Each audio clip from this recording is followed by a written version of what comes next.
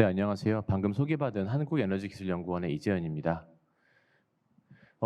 아마 뉴스에서 많이 보셨겠지만 이번에 노벨상이 굉장히 AI 쪽으로 쏠림이 굉장히 심했습니다. 그래서 앞으로도 정말 이쪽으로 관심이라든가 뭐 투자라든가 좀 이런 게 많이 있을 것 같다는 기대도 해보는데요. 요즘에 생성 AI가 워낙에 핫하다 보니까 저희 이제 실무자로서 뭐 실장이긴 하지만 실무자입니다. 실무자로서 좀 많이 보기에 이상한 이야기들이 많이 보입니다. 그중에 몇 가지 오해가 있는데 제가 보기에 크게 두 가지 오해가 좀 있는 것 같습니다. 하나는 저 같은 연구원들의 경우에 생성 AI를 사용해서 우리 영역 효율화할 수 있다. 여기 첫 번째 오해고, 두 번째가 생성 AI를 쓰면 연구자의 역량이 향상된다. 또 이런 오해가 있는 것 같습니다. 첫 번째 명제에 대해서 말씀을 드리면은 뭐 다 틀린 말은 아니고요. 예, 부분적으로 맞습니다. 효율화하시는 곳이 있지요. 하지만 제가 본 자료들에 이런 표현들이 있습니다. 생성 AI를 이용해 연구 데이터를 공유한다. 공유를 활성화한다. 이런 게 나름 좀 이제 그냥 무시할 수 없는 문서 같은 데 써 있고, 생성 AI를 이용해 연구자 간의 협력을 강화한다. 이런 말도 있습니다. 그냥 뭐 올마이티 같은 느낌의 수식어가 너무 많이 붙어서 좀 우려스러운 부분이 있고요.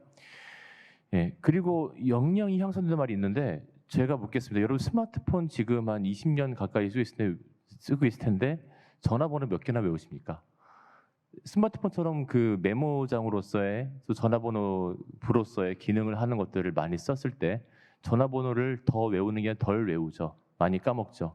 그리고 우리가 저 같은 사람이 안경을 쓰고 있는데요. 전 눈이 나쁘니까 안경을 씁니다. 안경에서 잘 보입니다. 하지만 안경이 시력을 회복시켜 주진 않습니다. 그냥 나쁜 사람도 잘 볼 수 있게 하는 도구일 뿐이죠. 그리고 차를 타면은 먼 거리를 빨리 갈 수 있습니다. 제가 지금 신촌에서부터 여기까지 택시 타고서 1시간 만에 왔는데 걸어가면 한 4시간, 5시간 걸릴 만한 거리죠. 하지만 그렇다고 택시를 타고 다닌다고 제 다리 근력이 좋아지는 게 아니라 퇴화하죠. 살은 찝니다. 비만이 늘고 있죠. 마찬가지 논리라면은 생성 AI를 많이 썼을 때 역량이 향상되기를 바라는 거는 그 반대일 겁니다. 하지만 이럴 수 있을 겁니다. 생성 AI를 사용해서 되게 여러 가지 일들, 얘가 할 수 있는 일들의 도움을 받아서 시간을 세이브를 하고 그 시간 동안에 역량을 높이기 위한 다른 일들을 한다. 내가 고민을 사색을 하고 독서를 하고 토론을 하고 사람들과 교류를 하고 그리고 뭔가 여러 가지 자극을 주는 뭐 그림을 그리거나 음악을 듣거나 아니면 가족과의 시간을 보낸다. 이러면 역량이 올라갈 수 있을 겁니다. 완전히 별개이기 때문에 요거는 좀 구분을 해야겠다는 생각이 요즘에 여러 분들을 특히 높으신 분들을 만나면서 많이 들어서 일단 이렇게 시작을 해보겠습니다. 그 인공지능이라는 말이 너무 일반적으로 쓰이는 것도 좀 문제가 된다고 보고 있습니다. 사실 이게 오늘 내일의 일들은 아니고요. 예전에 알파고 나왔을 때는 모든 걸 다 알파고를 우리 회사에 도입한다 뭐 이런 말도 있었고요. 말도 안 되는 거죠. 반도체 회사에서 알파고를 도입해서 뭘 하겠습니까? 그런 식으로 뭔가 얘가 그냥 굉장히 강력한 녀석이다. 이거를 쓰면 우리의 고민들이 해결이 될 것이고 우리 문이 풀릴 거다라는 막연한 기대가 있는데 지금 인공지능이라고 불리는 것들에는 이런 것들이 있는 것 같아서 제가 정리를 해봤습니다. 자동화가 있습니다. 사람의 노동을 자동으로 처리해서 대체하는 겁니다. 서류를 처리한다든가 뭐 그 소식 알림이라든가 여러 가지 있을 거고요. 데이터 분석은 자동화라고 보기엔 좀 어렵습니다. 뭐 문제가 있고 뭔가 찾고자 하는 인사이트가 있을 때 정말 모래밭을 파헤치는 심정으로 열심히 막 밤을 새기도 하고 하면서 하나를 딱 끄집어내는 이런 것들이 이제 인사이트를 발굴하는 게 데이터 분석일 거고요. 계산 모델은 사실 계산 모델이라고 뭐 했을 때 뭐 시뮬레이션 이런 것들이 이제 디지털 트윈이랑 엮이면서 인공지능으로 분류가 되기도 하고 주장을 하시는 분들도 많이 있는데 정작 저분야의 전문가들께서 본인들이 하시는 일을 인공지능 부르는 거에 대해 동의를 할지는 잘 모르겠습니다. 근데 일단 여기 있는 계산 모델이라고 넣어놓은 거는 저렇게 부르는 분들이 있기 때문에 넣어놓은 거고요. 물리랑 화학 같은 이런 이론식의 모델에 기반을 해서 전문가들이 만든 것들이죠. 엔시스라든가 파스 뭐 이런 것들이 있을 것이고요. 그리고 얘들은 모델에 내재된 그 가정의 한계를 벗어나기 힘들다는 단점이 있습니다. 그리고 특화 AI 이번에 노벨 화학상을 받은 알파폴드가 여기에 해당됩니다. 알파폴드의 지능이 어쩌고 예전에 알파고의 뭐 지능 수준이 인간을 초월하고 뭐 하는데 얘들은 지능을 측정조차 불가능합니다. 사람과 말이 통하지 않거든요. 얘들은 그냥 굉장히 특정한 일 하나를 엄청나게 잘하는 것이고 사실 대부분의 이공계 전문가들이 여기에 좀 가깝습니다. 자기 분야 아니면 굉장히 뭐 일반 상식도 부족한 경우들이 많이 있는데 그게 굉장히 심화된 느낌인 거죠. 그래서 특화 AI들은 그 공개된 데이터들이 아니라 내부의 데이터들로 각자 만들어야 되는 경우들도 많이 있고 보통 수치적인 것들을 많이 다룬다는 것들이 있습니다. 그리고 마지막이 생성 AI인데 생성 AI는 현재 개인이 만들기는 굉장히 어렵고요. 적어도 빅테크나 아니면 빅테크에 준하는 뭐 능력을 가진 분들이 좀 오픈 소스를 받아서 파인 튜닝을 하는 이 정도인 것 같습니다. 얘들은 글과 그림과 음악과 영상을 생성을 하고 보편적인 수준보다는 조금 약간 높은 수준으로 생각이 되는데 그 정도에 대한 건 답변이 가능합니다. 하지만 우리 회사의 문제라던가 내가 지금 가지고 있는 우리 집안의 문제 이런 거에 대해서는 답을 못합니다. 데이터가 없기 때문에요. 그래서 생성 AI를 우리 연구원에 도입해서 또는 우리 뭐 회사에 도입해서 우리 회사의 문제를 해결한다. 쉽지 않습니다. 특화 AI를 만들 일입니다. 이 부분을 조금 이렇게 짚고 넘어가겠습니다. 저희 연구원에서 여러 가지 지금 소개드린 많은 AI들을 다양하게 쓰고 있습니다. 그 중에서 자동화 관련해서 쓰고 있는 거를 소개를 해드리면은 저희 연구원의 김덕한 박사님이라는 분께서 RPA를 이용해서 그 뉴스 메일링 서비스를 만들었습니다. 매일 아침 7시, 8시에 이렇게 저희 에너지 연구원이니까요. 에너지 기술 최신 뉴스들이 이렇게 오기도 하고요. 사실 여기 이렇게 메일링을 받지 않았으면은 몰랐을 굉장히 제가 관심 있는 뉴스들을 봐서 아침에 이제 출근하다가 한번 클릭해서 한번 보고 이렇게 합니다. 그리고 얼마 전부터 저희 연구원에 서비스 되고 있는 게 요 자동화인데요. 그 과제 제안서, 연구 계획서 시즌이지 않습니까? 이제 할 때 이제 어떤 연구를 하겠다, 어떻게 하겠다까지는 전문가들의 그 지식과 경험이 굉장히 많이 필요한데 뒤쪽에 이 연구 책임자의 역량을 증빙하기 위해서 어떤 과제들을 수행을 했고 어떤 논문을 냈고 어떤 특허를 냈고 하는 것들은 굉장히 사무적인 일들입니다. 그리고 여기에 그 과제 참여자들이 어떤 학과를 나왔고 무슨 뭐 이런 것도 다 써야 되고 과학기술이 번호를 써야 되고 하는 게 사실 그 전문성이 필요한 게 아니라 그냥 데이터를 가지고 오는 일이 필요한 건데 이거 하느라고 막 제가 작년 이맘때 새벽까지 일을 한 적이 있거든요. 도저히 안 돼 싶어서 건의를 해가지고 이렇게 시스템을 만들게 했었고 그리고 마침 NST에서 저희의 상위 기관인 과기부 밑에 과학기술 연구회에서 공모전을 했는데 여기 대상을 받아서 지원금 받아서 저희 연구원에 구축을 했습니다. 그 결과 작년 2시간 이상 걸린 일이 10분 이내로 줄었습니다.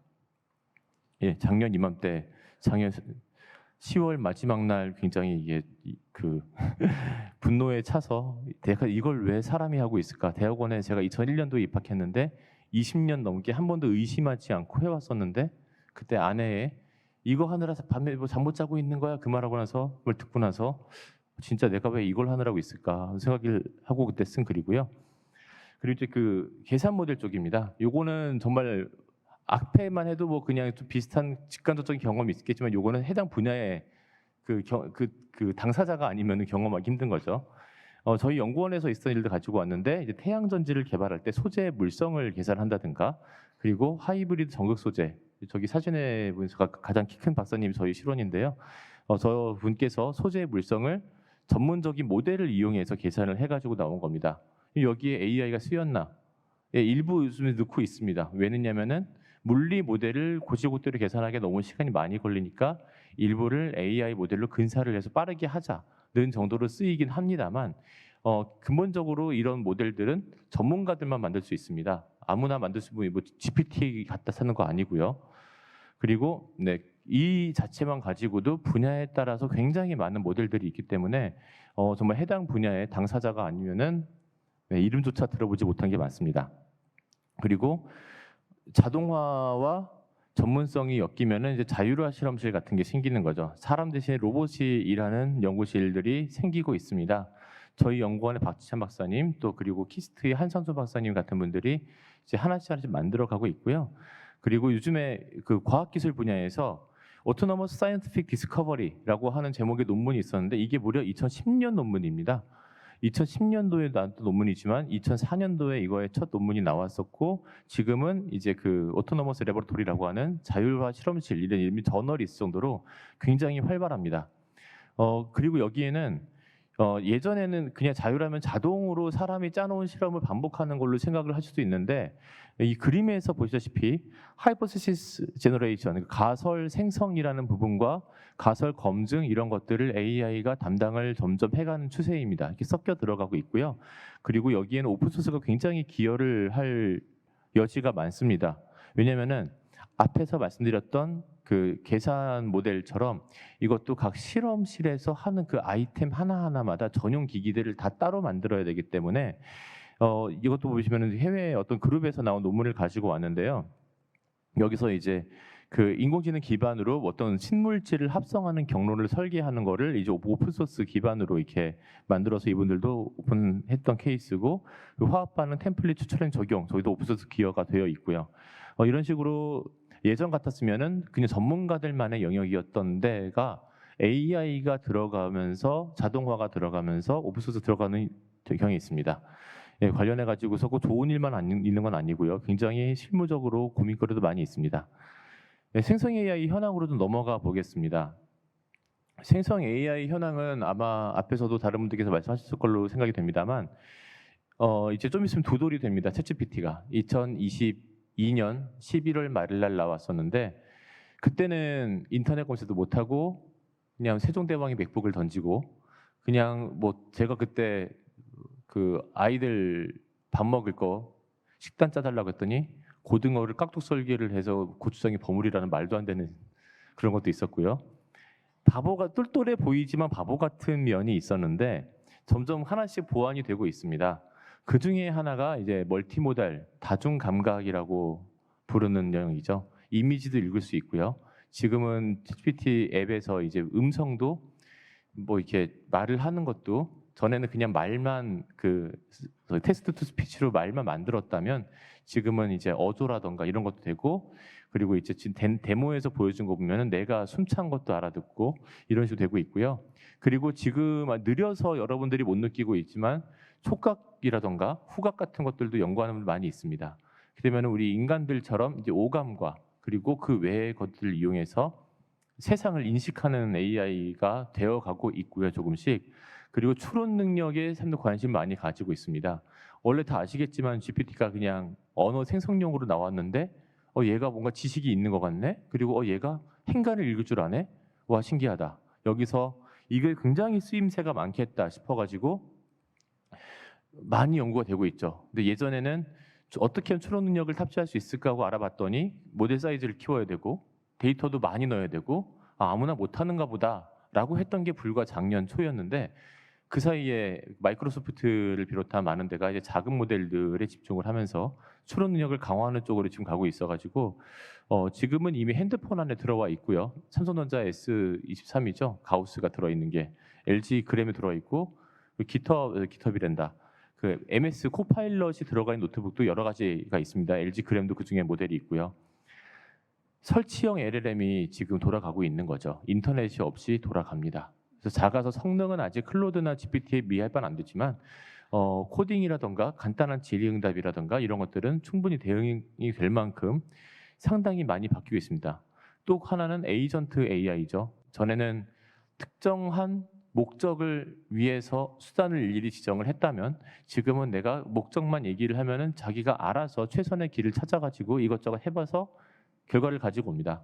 흔히 이제 사람들이 특히 이제 부하 직원들 얘기할 때 일잘러, 일몬러 이런 말들을 하는데 일잘러의 특징은 스스로 의지를 가지고 이렇게 시킨 대로 해봤더니 안 되니까 이렇게 한번 해볼까 이런 아이디어를 막 낸다는 거죠. 그렇게 해서 더 좋은 성과를 가지고 오고요. AI들이 그렇게 행동을 하기 시작하고 있습니다. 이게 얼마 전에 그렸던 그 AI들을 가지고 그린 그림인데요. 일단 공개된 모델 사이즈가 공개된 것들만 그렇기 때문에 전부 다 있지는 않습니다.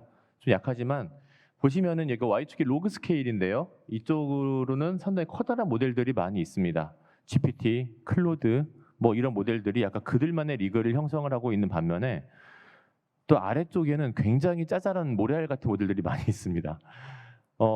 보통 이제 메타가 먼저 포문을 열었죠. 그 라마를 공개를 하면서 오픈 소스의 길로 들어섰고 그 뒤쪽에 이제 그 마이크로소프트 그리고 뭐 미스트랄 그리고 얼마 전에 LG 엑사원 3.0도 7.8 기가 아니 7.8 빌리언이라는 작은 사이즈로 나와서 좀 GPU가 좀 있는 분들은 얘를 이제 튜닝도 할 수 있게 되고 그렇게 되고 있습니다. 사실 지금은 이런 AI를 쓸 수 있기 때문에 이런 AI를 쓰고 싶어 해요. 저희 연구원 입장에서는. 일단 뭔가 뭘 개발해라고 하면 지가 딱 개발해서 갖고 오면 좋겠죠. 마치 좋은 사람한테 시키는 것처럼. 근데 이 과정에서 공개된 데이터를 내려받은 데이터베이스도 있을 거고 외부에 나가지 못하는 뭐 연구 계획서 같은 거 못 나가게 돼 있거든요. 이렇게 뭐 아이디어가 담겨 있는 보안 데이터베이스도 있을 거고 그리고 아까 보여드렸던 자율 실험을 위한 로봇이라던가 어떤 애들은 이제 혼자 왔다 갔다 하면서 다 옆에 실험실에서 실험하고 오기도 합니다. 이런 그 자율주행까지 같이 하는 얘를까지 좋겠고 웹컴셋 되면 좋겠고 그리고 이게 내가 파인 튜닝을 해서 뭔가 이 분야의 지식이라던가 이 분야의 뭐 말투라던가 이런 것들을 더 많이 담을 수 있는 이런 커스텀이면 참 좋겠다라고 모두가 생각을 합니다. 하지만 이렇게 하려면은 돈 많이 들죠. 첫 번째로 일단 저런 AI가 아직까지는 GPT나 클로드의 성능이 미치지 못한다고 이제 벤치마크와 별도로 사용자들이 보고를 많이 하고 있기도 하고요. 그리고 저런 AI를 운영을 하려면은 GPU도 최소한 DGX H100 정도는 있어야 뭘 좀 해볼까 말까 한 그런 상황들이 되기 때문에 물론 이제 더 작은 모델들을 더 작은 데 살 수 있겠지만 파인 튜닝 하려면 그렇죠. 이제 그러다 보니까 쉽지 않습니다. 그래서 좀 저렴한 모드로 이렇게 갈 수 있습니다. 약간 욕심을 버리는 겁니다.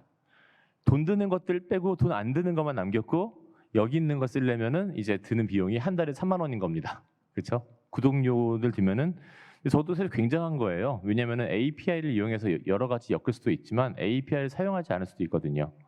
그 중에 하나가 이제 오늘 제가 말씀드리고자 하는 그 커스텀 GPT인데요. 사실 많이 알려져 있어서 새로울 거 없습니다만 제가 쓰는 것들을 이제 공유를 해드리려고 하는데 제가 만든 거. 근데 혹시 이 중에 그 GPT-S 만들어 보신 분 있으십니까? 네, 거의 없어요.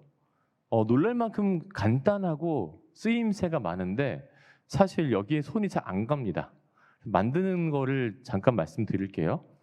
저기 왼쪽에 제가 많이 사용하는 그 GPT-S들이 여기 널려 있고요. 여기 붙어 있고요. 그리고 아래 GPT 탐색이라고 하는 버튼이 있습니다. 얘를 클릭을 딱 하면은 여기 만들기가 있습니다. 그 밑에는 제가 만들어 놓은 것들이 있고 그 밑에는 전 세계에 굉장히 많은 사람들이 만든 게 있는데 재밌는 게 굉장히 많습니다. 예를 들어서 GPT 검색 창이 있잖아요. 저기다가 특허를 검색을 하면은 특허 아이디어를 뽑아주는 것들이 그렇게 많습니다. 근데 그냥 뽑아주는 게 아니라 내가 아이디어를 넣으면은 명세서까지 만들어주고 그 웹 검색 기능 자체로 해가지고서 이제 시장 조사까지 해서 그 귀찮은 여러 가지 뭐 기술적 뭐 동향 뭐 시장의 규모 이런 거 다 써주고요. 재밌는 거는 그 특허 회피 아이디어까지 내줍니다. 그래서 저희 연구원에서 신입들이 오면은 제가 교육을 하기도 하고 원내 뭐 당시 부원장님 다 포함해가지고서 교육한 적 있었는데 본인 연구하는 거를 넣어보라고 했거든요. 한 3, 4초 있다가 이제 소리가 들립니다. 아 이러면서 다들 약간 멘붕에 왔던 것 같아요.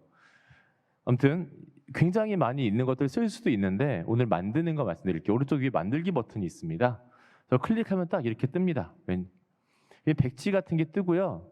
오른쪽은 미리 보기, 왼쪽도 저기 지금 회색으로 된 만들기가 디폴트입니다. 밑에다가 어떤 기능을 하면 좋겠어 이렇게 말로 하면은 그것들이 반영이 되고 뭐 PDF 같은 거 올리면은 그게 올라간 형식인데 결과적으로 여기 구성이라고 써 있는 저 칸들에 들어가는 거기 때문에 그때 저기다 입력도 할 수 있거든요. 저거를 기준 말씀드릴게요. 지침에다가는 프롬프트를 넣습니다. 프롬프트를 넣으면은 뭐가 되냐면은 일종의 시스템 프롬프트 비슷하게 동작을 해가지고 내가 이 GPTS에 접속을 해서 뭘 하든 간에 저기 있는 것들에 그 반영이 되고 뭐 지배를 받습니다. 그리고 대화 스타터 저거는 이제 딱 접속했을 때 클릭할 수 있는 버튼이 몇 개 있습니다. 그래서 간단하게 그 예제를 보여주는 것들이기도 하고요. GPT 접속하면은 뭐 이렇게 뭐 이거 물어볼래요?라고 나오는 것들 있잖아요. 거기에 해당하는 것들입니다. 그리고 지식은 답변에 참고 자료를 넣을 수 있습니다. 요즘에 그 레그라고 하죠. Retrieval Augmented Generation, 생성의 저기 그 검색 증강 생성이라고 하는데, 보통 이제 전문성을 가진 일들에 써먹으려고 하면은 레퍼런스에서 답을 찾아봐야지 인터넷 찾아는 안 되니까 이런 것들을 하려고 하고 있고, 또 어떻게 빨리 찾나, 빠지는 거 없이 찾나, 엄한 거 없는 데 있다고 안 하나 연구가 많이 이루어지고 있는데, 레그를 구현하는 가장 간단한 방법이 저기 지식에다가 파일을 올리는 겁니다. 요거보다 더 간단한 방법이 없습니다, 현재까지는. 그리고 몇 가지 기능을 온오프를 할 수가 있습니다. 내가 만든 GPT가 웹브라우징 안 하면 좋겠다, 끄면 되고요. 이미지 꼭 만들어야겠다, 그러면 키면 되고요. 그리고 내가 저 안에서 코드를 실행을 하게 하고 싶다라고 하면은 저기는 코드 인터프리터 및 데이터 분석을 켜야 됩니다. 저기 디폴트로 꺼져 있습니다. 그리고 외부 API를 연결해서 뭔가 동작시킬 수가 있어요. 예를 들어서 네이버 검색을 기본으로 쓰고 싶다라고 하면은 저기 저 작업이 영어로 액션으로 되어 있는데 뉴 액션 이런 데 들어가서 밑에 버튼 새 작업 만들기 들어가서 네이버 API 관련된 거 넣고 뭐 API 키 같은 거 넣고 하면은 그 GPT에서 접근할 수 있는 외부 서비스 같은 거 이용할 수가 있습니다. 예를 들어서 저 아직 안 해봤지만 뭐 기상청 API 이용해서 날씨를 좀 제대로 빠르게 받아올 수도 있겠죠. 엄한 데 거 안 가져오고. 자, 재밌는 건 여기다가 이제 넣는 겁니다. 저 지침에다가 프롬프트를 넣는다고 했는데요. 그냥 뭐 나는 뭐 어느 분야의 전문가야, 뭐 답변 어떻게 해, 이렇게 잘 알려진 거 말고 좀 팁을 하나 드리면 조건문이 여기 들어갑니다. 내가 하는 말이 참이면 야옹이라고 하고 거짓이면 멍멍이라고 하고 어려우면 헤이라고 해. 라고 하면 if then, if else 이런 거잖아요. 바다에 소금이 많아, 야옹. 밥을 엄청 먹으면 배가 고프 힘들어라고 하면은 멍멍, 거짓말 것이니까. 나는 최고의 미남 이러면은 헤이라고 합니다. 본 적이 없으니까. 여기 굉장히 재밌습니다. 이게 왼쪽에 있는 게 말인데 그냥 if else를 더 넣은 것 같고, 그 여러분들 그 컴퓨터 과학도 논문에 나오는 그 슈도 코드를 넣으면 돌아갑니다. 여기서 원래 슈도 코드라는 게 그냥 이런 논리적인 흐름을 사람이 보기 좋게 하려고 해놓은 건데 그게 여기 먹어요. 그래서 슈도 코드를 넣으면 돌아갑니다. 먼저 조건문을 넣을 수가 있다. 두 번째, 지식을 넣을 수 있습니다. 여기다가 제가 저희 그 에너지 소재 분야 논문을 몇 개를 넣고 질문을 하면은 그 여기다가 지침에다 넣어놨죠. 질의를 받으면 if 첨부된 난리지에 근거 있으면 답해. 그러니까 여기서 근거가 있으면 답하고 없으면 근거가 없어 답할 수 없습니다라고 해라고 if else를 걸어놨습니다. 여기다가 조금 이제 어려운 거 물어봅니다. 배터리 양극재에 니켈을 도핑하면 어떻게 되는지 말해줘라고 하면은 논문들 제가 든 거 한참 좀 찾더니 그 다음에 뭐 전기화학적 성능을 향상시킨다, 무슨 뭐 얀텔러 왜곡을 억제하고 블라블라 해서 용량 유지를 숫자로 말을 하고요. 신빙성 있는 말을 합니다. 저라면 전문 지식을 써먹을 수 있는 거죠. 근데 하나 주의할 거는 여기 들어가는 저 PDF를 저걸 사용하는 남들이 다운받을 수 있기 때문에 기밀성 자료는 여기 발음이 그런데 약간 그 보안을 요구하는 자료는 올리지 않는 게 좋습니다. 이 좀 발음이 좀 동음이 이어가 돼서요. 네. 자, 근데 여기다가 제가 한번 테스트 해보겠습니다. 가을에는 왜 낙엽이 떨어질까 물어보면은 갑자기 설명을 쫙 합니다. 가을에 낙엽이 떨어지는 이유는 나무가 어쩌고저쩌고. 저 논문에 없는 거거든요. 저게 프롬프트가 항상 동작하지 않아요. 저게 이 GPTS의 단점입니다. 저게 무슨 절대적인 룰이 있어서 코드를 짜면 진짜로 이렇게 그 룰을 벗어나질 않잖아요. 룰을 이렇게 꼬이는 경우는 있어도. 근데 여기다가 저게 말로 하는 프롬프트는 빼먹기도 하고요. 가끔씩은 시키지 않은 짓을 하기도 하고 그렇습니다. 지금 같은 경우도 없으면 답할 수 없다라고 해라고 했는데 마지막에 어디 그런 말이 있어라고 하면은 네 없습니다라면서 이렇게 변명을 하고 있는 장면이 나오고 있어요. 그래서 100%는 아니지만 간단하게 만들기 좋다. 이렇게 만들게 되거든요. 근데 여기다가 제가 드리고 싶은 게 이겁니다. 지식에다가 코드를 올리는 게 됩니다.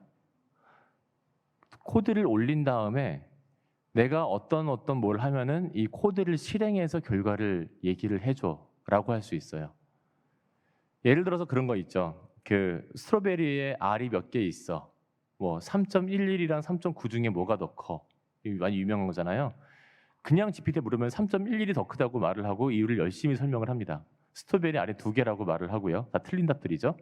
그런데 여기다가 제가 저기 그 위쪽에 그 지침 프롬프트에다가 간단한 코드를 넣습니다. 글자 수 카운팅하는 코드를 파이썬으로 해가지고서 넣어놓고 글자 숫자를 물어보면은 이 코드를 실행해서 답을 해라고 하면은 스트로베리에는 R이 3개 있다고 정확히 답을 합니다. 그리고 숫자 비교할 때는 이 코드를 실행해서 답을 해라고 하면은 3.11보다 3.9가 더 크다고 말을 합니다. 이런 식으로 여기다 코드를 프롬프트에 박아서 제어를 할 수가 있는데 밑에 지식에다가 난리지에다가 제가 짠 코드를 올려서 필요하면 이 코드를 실행해라고 하면 돌아갑니다. 그런데 문제가 뭐냐면은 이 프롬프트가 항상 잘 먹는 게 아니라고 했잖아요. 파이썬 코드를 올리면은 제가 파이썬 코드 올리고서 한 20번 넘게 한 50번 넘게 반복해서 해본 것 같아요. 70%의 확률로 코드를 못 찾습니다. 왜 그러냐면 제가 한 게 또 설명을 잠깐만 드리면 여기는 좀 잘 아시는 분들이 있으니까 여러분께서 내가 논문을 읽겠다라고 해서 논문을 올리면은 그 MNT 마운트의 데이터라는 내부 폴더에 들어갑니다. 그리고 여러분께서 여기 지식들 올려놓으시면은 얘들도 MNT의 데이터로 들어가요. 그런데 희한하게도 제가 저렇게 먼저 올린 다음에 그 다음에 제가 논문을 정리하는 코드를 올렸었거든요. 코드를 올린 다음에 사용할 모드로 들어가서 PDF를 올리기 전에 이 내가 아까 올린 파일명을 언급하면서 있어 하면 있다고 얘기를 하고 MNT 데이터의 파일 목록 보여서 거기 있습니다. 근데 논문을 딱 올리면 그 순간 사라집니다. 뭔가 다른 데를 다시 찾는 것 같아요. 다른 데를 다시 마운트하는 느낌이 듭니다. 이게 굉장히 묘합니다. 그래서 이제 파이썬 코드를 실행하면 코드를 찾을 수가 없습니다라는 말을 해요. 이거를 어떻게 극복할 수 있냐? 휠 파일을 올립니다. 파이썬 코드 대신에 배포용 파일 있잖아요. WHL 파일. 휠 파일로 이걸 패키징을 해서 올린 다음에 다른 대화를 하기 전에 먼저 이거를 먼저 설치해라고 합니다. 그러면은 설치가 내부 서버에 되고요. 설치가 된다는 얘기는 마운트가 딴 데를 가리켜도 얘는 문제가 없다는 뜻이죠. 그러면은 동작을 잘 합니다. 그래서 제가 논문봇이라고 하는 걸 만들었는데 이게 어떤 설명을 잠깐 드리면은 논문을 읽기 귀찮잖아요. 특히 낯선 분야에 굉장히 긴 논문을 보기 힘들고 빨리 좀 내용 파악해서 읽을 거 읽고 버릴 거 버려야 되는데 그 용도로 만든 거예요. 그래서 사전 프롬프팅에다가 저자들이 연구를 왜 했는지, 이 연구는 어떤 독창성과 방법론을 썼는지 뭐 이런 것들을 짜라락 뽑아내게 해놨습니다. 그 다음에 이렇게 뽑아낸 거를 이제 특정한 서식으로 docx 파일로 출력하라고 하는 거를 코딩을 해서 올려놨어요. 그리고 그거를 이제 설치하라는 이제 그 뭐 서브 프로세스에서 PIP 인스톨 어쩌고 하는 것들을 앞에다 박아놨습니다. 그래서 맨 처음에 저 데이터 애널리시스트를 써서 환경 설정을 실행한다. 저거를 클릭하면 돌아가게 만들어놨습니다. 여기 보이시죠? 여기 오른쪽에 논문을 딱 간다. 저거 클릭을 딱 하면은 알아서 클릭을 한 다음에 이제 논문 올려주세요라고 합니다. 논문을 올립니다. 근데 제가 실수로 저번에 그 식대 영수증을 올린 다음에 이상한 말을 하는 걸 보고서 아 얘가 논문이 아니면은 논문이나 보고서가 아니면 이상한 짓 하지 못하게 해야겠다 싶어서 한번 네가 보고 논문인지 아닌지 검증을 해라고 하는 걸 해놨어요. 근데 엄한 짓을 합니다. 논문이 아닌 것 같다고. 논문인데 이럴 때 그냥 무시를 하고 논문 맞아 진행시켜라고 하면은 진행을 합니다.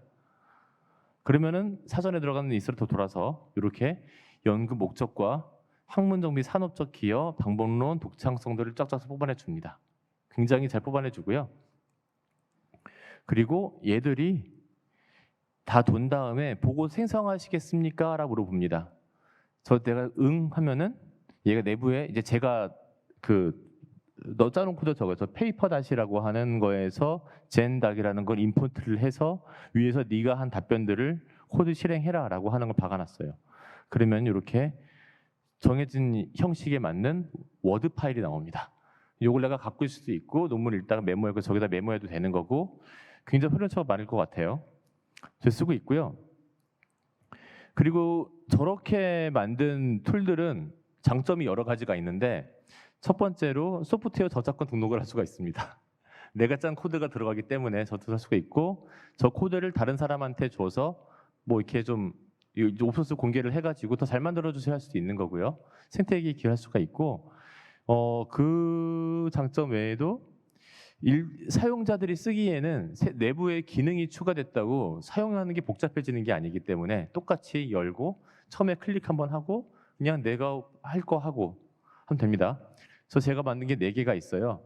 논문봇, 딴지봇, 플랫봇, 물성봇이 있는데 지금 저 논문봇이 2,500번 이상의 지금 그 사용 횟수를 기록하고 있는데 연구원들 사이에서 굉장히 반응이 좋고요. 그리고 저희 연구원 내부에서도 많이 쓰고 있습니다. 그리고 물성봇은 소재 연구 논문 또는 소자 논문 같은 거 넣으면은 데이터를 보려고 논문을 보는 것들이 있거든요. 논문 넣으면은 데이터를 뽑아서 엑셀로 출력해 줍니다. 뭐 연구의 목적 같은 거 안 뽑습니다. 데이터만 딱 뽑아서 엑셀로 출력을 딱 해주고 플랫봇은 뭐냐면은 이렇게 엑셀로 정리된 것들 있잖아요. 꼭 얘들이 쓴 게 아니더라도 여러분들 뭐 딴 거 하다가 뭐 표로 정리해 뭐 하는 거 하다가 그럴 때 그래프로 그리고 싶을 때 그래프를 보통 그리면 잘 그려주죠. 그런데 얘들이 서버에 그 한글 폰트가 안 깔려 있다 보니까는 한글이 들어갈 때 한글 다 깨집니다. 그때도 코리아나이즈 매플라릭 같은 걸 올려서 설치를 시킬 수 있고 그리고 어떨 때는 글자들이 굉장히 많이 몰려가지고 보기 싫어질 때가 있어요. 이럴 때 글자를 다 떼는 게 굉장히 어려운데 그 글자를 떼는 라이브러리를 올려놔가지고 글자들을 겹치지 않게 분류해줘. 한마디 하면 싹 분류해줍니다. 사실 아까 보여드렸던 여기 있는 이 그림 이게 플랫봇으로 한 15분 만에 그린 그림입니다. 굉장히 쉽게 그렸어요. 데이터 올리고 그려줘. y초 로그 스킬로 바꿔줘. 뭐 이렇게 블라블라 해서 굉장히 쉽게 그릴 수가 있고요. 딴지봇은 제가 제일 처음 만들었는데 여러분들께서 하시는 말씀에서 무슨 말이건 논리적 약점을 찾아서 시비를 겁니다. 딴 애들은 다 존댓말을 해요. GPT가 그렇잖아요. 근데 얘는 반말합니다. 생각이라는 거 할 줄 아는 거야? 이러면서 저번에 엄한 걸 물어봤더니 지구야 미안해. 인간이 이런 걸 시킨다. 이러다 또 하기도 하고요. 제가 일부러 그렇게 말을 하라고 했어요. 왜냐하면 연구자로서 연구원으로서 느끼는 가장 큰 감정 중에 하나가 외로움입니다. 제가 하는 일 저 혼자밖에 모르고 같이 얘기할 사람도 딱히 없고 이런 일을 대학원 때부터 겪다 보니까 옆에 좀 같이 말할 친구라도 한 명이 생길 때가 있으면 굉장히 반갑더라고요. 그래서 내 친구 역할을 해라. 그래서 약간 남자애를 좀 거칠게 말하는 것처럼 이렇게 지시를 해놨습니다. 그리고 제가 논문 초록을 쓰거나 했을 때 딴지봇한테 딴지를 걸어달라고 하면 기가 막히게 비판을 해줍니다. 비판이 거의 욕을 합니다. 이걸 그리라고 쓴 거야 이러면서 앞뒤가 하나도 안 맞잖아 이러면서 딴지봇이 걸러주는 거대로 고쳐가지고 내면은 사람들이 잘 썼다 그래요. 여러분들께서는 이거 전부 다 공개가 되어 있기 때문에 GPT지에서 검색을 해서 쓸 수 있습니다. 그리고 제가 아까 말씀드렸던 코드를 올려서 양식대로 출력을 하게 하는 거는 논문봇과 플랫봇 두 군데에 지금 반영이 되어 있고요. 나머지들은 다 프롬프트만으로 되어 있기 때문에 조금씩 보완을 해 나가려고 하고 있습니다. 그리고 이런 일들이 제가 앞에서도 말씀드리고 포함해서 에너지연에서 굉장히 활발하게 움직이고 있습니다. 사실 에너지연이 IT 쪽으로 뭐 선두에 서는 그런 연구원은 아니잖아요. 원래 애트리가 이런 행사를 주최하기도 했지만 가장 IT 쪽에서 선두에 있는 거고 또 데이터 하면 또 이제 키스티가 굉장히 또 많이 헤게모니를 쥐고 있는 곳인데 요즘에 생성 AI를 포함해서 전부 다 연구에 도입을 하고 싶은데 쉽진 않거든요. 근데 저희 연구원 잘 되고 있습니다. 그래서 저한테 딴 원장님들께서 물어보시기도 하는데 질문을 많이 받아서 가지고 오면은 먼저 진심으로 괴로워하는 실무자가 한 명 있습니다. 그게 저였고요. 지금은 저 말고도 여럿이 또 생겨서 각자 만들고 있기도 합니다. 아까 보여드렸던 것도 다른 분들이 만든 게 많이 있고요. 그리고 전임 원장님부터 지금까지 경영진에서 이거 괜찮다 이걸로 가야겠다라고 의지를 가지고 제도적으로 없던 상도 만들어서 이런 거 한 사람한테 주기도 하시고 이런 일들을 발표하는 자리를 만들어 주시고 그렇습니다. 물질적 지원이라고 하는 건 저희한테 뭐 연봉을 올려주는 건 아니지만 뭐 이렇게 이런 API 사용료 같은 거 아니면은 뭐 GPU 구매 이런 것도 굉장히 많이 도와주고 계시기 때문에 이런 일들도 해서 가능하고요. 또 바꿔 말하면은 다 이런 거 안 하는 연구원이 어디 있어, 그렇죠? 사실 경영진들이 다 도어되게 말만 해. 뭐 조직 만들기도 하고 저 실무자들은 어디에 다 있습니다. 그런데 저희 연구원에서 확실하게 있는 거는 고통 감각한다는 게 중요합니다. 나 이 일 하기 싫다라고 생각이 들다가도 우리가 받은 교육이 그렇지가 않습니다. 그냥 이런 감각을 스스로 억제를 하고 그냥 이 일을 하도록 교육을 받는데 나 이거 일 하기 싫으니까 다른 식으로 할래. 이런 생각을 하는 사람이 몇 명이 있다는 게 가장 큰 차이인 것 같고요. 그리고 의지를 가지고 능력을 발휘할 수 있는 사람들이 있는 거죠. 그리고 동료들이 이런 거 하지 말라 그러면 그것도 스트레스입니다. 하던 거는 쓸데없이 뭐하러 하는 거야 하면 못하는데 이거 저도 뭐 할 수 있을까요? 같이 해볼 수 있을까요? 이런 말씀해 주시는 분들이 있고 제가 뭐 하면 이렇게 감사합니다라고 말씀 주신 분들이 있기 때문에 또 기운 내고 할 수 있고 또 다른 분들도 마찬가지고요. 그리고 행정과 연구 분야가 무관하게 섞여 있습니다. 왜냐하면은 똑같은 논문 데이터를 갖다가 이거를 연구 쪽에 쓸 수도 있는 거고 똑같은 기법을 해서 방향을 좀만 틀면 이제 행정 쪽 갈 수도 있는 건데 연구와 행정을 너무 스트릭트하게 나눠버리면은 나는 연구원이니까 행정일 안 할 거야. 난 행정 쪽이니까 연구 쪽에는 잘 모르겠어요. 이렇게 가버립니다. 근데 저희 연구원에 저를 비롯해서 몇 분이 계신 덕택에 양쪽에 있는 데이터를 다 같이 보면서 섞어서 쓰고 있는 것 같습니다. 이제까지 저희 연구원에서 이런 일들을 말씀드렸고요. 앞으로도 좋은 거 많이 만들겠습니다. 감사합니다.